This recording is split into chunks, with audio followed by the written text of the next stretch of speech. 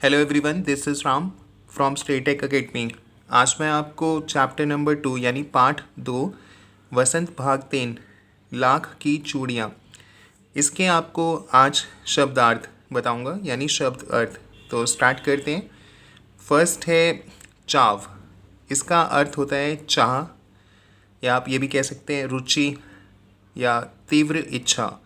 तो इन तीनों में से आप कोई भी आप इसको याद कर सकते हैं, इन तीनों में से किसी को भी।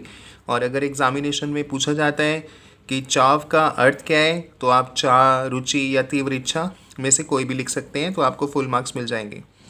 अब आते हैं, नेक्स्ट है सलाख। इसका अर्थ होता है सिलाई, या आप ये भी कह सकते हैं इसका ये भी अर्थ है धातु की छड़। नेक्स्ट है पैतृक। इसका अर्थ होता है पूर्वजों का, एक ये अर्थ है। और आप इसको ये भी अर्थ लिख सकते हैं पिता से प्राप्त पुश्तैनी, जिसे हम कहते हैं पैतृक। नेक्स्ट है खपत। इसका अर्थ होता है माल की बिक्री।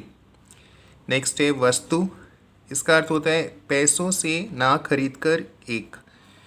और इसके नेक्स्ट आते हैं विनय में। इसका अर्थ होता है वस्तु के बदले दूसरी वस्तु लेना, यानी एक चीज़ के बदले दूसरी चीज़ लेना। नेक्स्ट है कसर। इसका अर्थ होता है घाटा पूरा करना। आप ये लिख सकते हैं घाटा पूरा करना, या ये भी लिख सकते हैं कमी। नेक्स्ट है नाजुक। इसका अर्थ होता है कोमल। और इसके बाद है पगड़ी।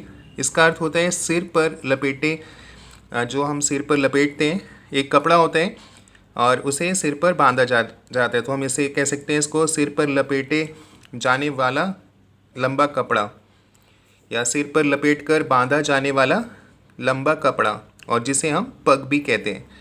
तो पगड़ी का अर्थ दो हुए, आप ये भी लिख सकते हैं और पग भी लिख सकते हैं।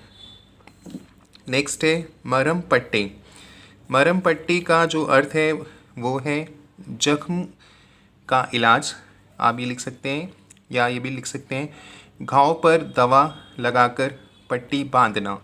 तो दोनों में से आपको जो भी आसान लगे वो आप लिख सकते हैं। और अब कुछ और भी हैं, अभी हमने 10 कर लिए हैं, इसके आगे भी हैं, ये भी मैं आपको बता देता हूँ। 11 पे है मच्छिया। मच्छिया का जो अर्थ है वो है बैठने के उपयोग में आने वाली सुतली आदि से बुनी छोटी चौकोर खाट। सुतली होती है रस्सी, तो आप जानते हैं अगर वो पतली करते हैं उसको, तो उसको बोलते हैं सुतली।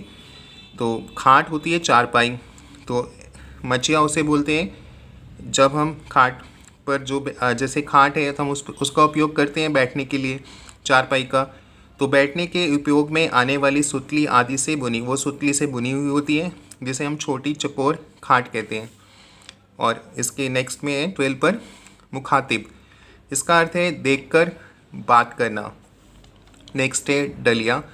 इसका अर्थ है बांस का बना एक छोटा पात्र। और इसके बाद है नेक्स्ट है फबना।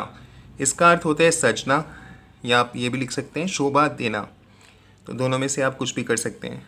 और स्टूडेंट्स, आज हमने 14 जो हैं वो शब्द अर्थ किए। आगे भी करना चाहते हैं तो वीडियो को लाइक करें, चैनल को सब्सक्राइब करें, नोटिफिकेशन को ऑन करें। कोई डाउट है कमेंट सेक्शन में लिखें, अपने फ्रेंड्स को भी शेयर करें। और हमारा एक व्हाट्सएप ग्रुप है, उसका लिंक डिस्क्रिप्शन बॉक्स में है, उस लिंक से आप हमें ज्वाइन भी कर सकते हैं।